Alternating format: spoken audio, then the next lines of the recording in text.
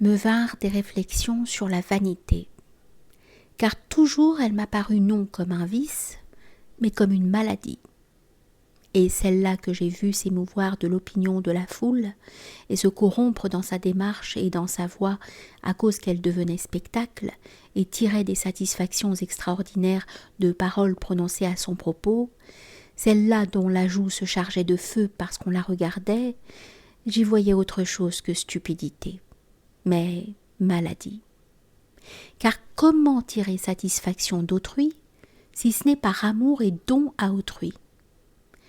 Et cependant la satisfaction qu'elle tire de sa vanité lui apparaît plus chaleureuse que celle qu'elle tire des biens, puisqu'elle paierait pour ce plaisir au détriment de ses autres plaisirs. Maigre joie et malheureuse, comme d'une tare, comme de celui-là qui se gratte si quelque chose le démange et on éprouve du plaisir.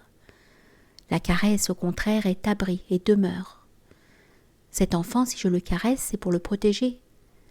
Et il en reçoit le signe sur le velouté du visage.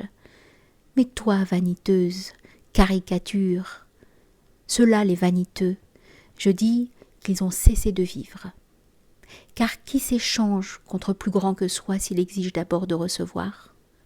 Celui-là ne croîtra plus, rabougri pour l'éternité. Cependant, ce guerrier courageux, si je le félicite, voilà qu'il s'émeut et qu'il tremble comme l'enfant de ma caresse. Il n'y a point là de vanité. Qu'est-ce qui touche l'un et qu'est-ce qui touche l'autre ? Et en quoi diffère-t-il ? La vaniteuse, si elle s'endort, vous ne connaîtrez point le mouvement de la fleur qui se secoue dans le vent de toutes ses graines, lesquelles ne lui seront point rendues. Vous ne connaîtrez point le mouvement de l'arbre qui livre ses fruits, lesquels ne lui seront point rendus.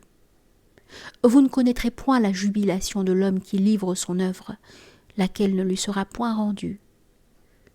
Vous ne connaîtrez point la ferveur de la danseuse qui livre une danse, laquelle ne lui sera point rendue, et de même du guerrier qui livre sa vie. Et si je l'en félicite, c'est qu'il a bâti sa passerelle.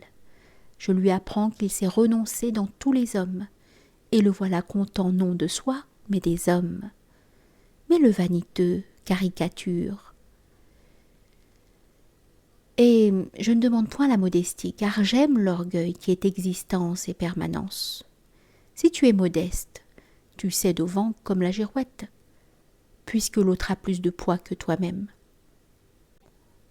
Je te demande de vivre non de ce que tu reçois, mais de ce que tu donnes, car cela seul t'augmente. Et cela ne te commande point de mépriser ce que tu donnes. Tu dois former ton fruit. Et c'est l'orgueil qui préside à sa permanence. Sinon tu le changerais au gré des vents, de couleurs, de saveurs et d'odeurs. Mais qu'est-ce qu'un fruit pour toi ? Ton fruit ne vaut que s'il ne peut être rendu.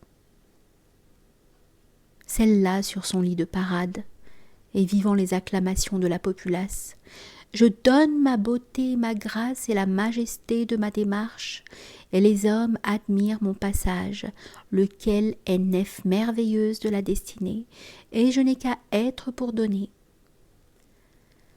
La vanité découle du don faux et qui se trompe, car tu ne peux donner que ce que tu transformes, comme l'arbre donne les fruits qu'il a transformés de la terre.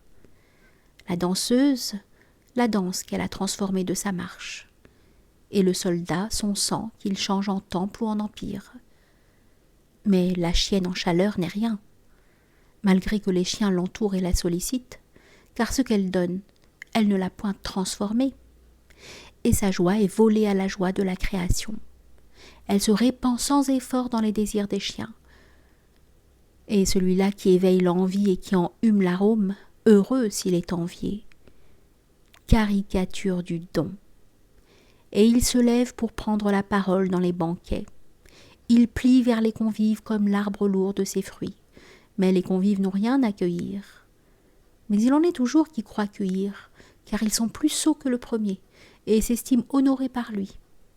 Et s'il le sait, le vaniteux, il croit qu'il a donné puisque le convive a reçu.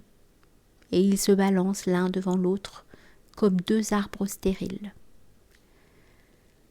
La vanité est absence d'orgueil, soumission à la populace, humilité ignoble.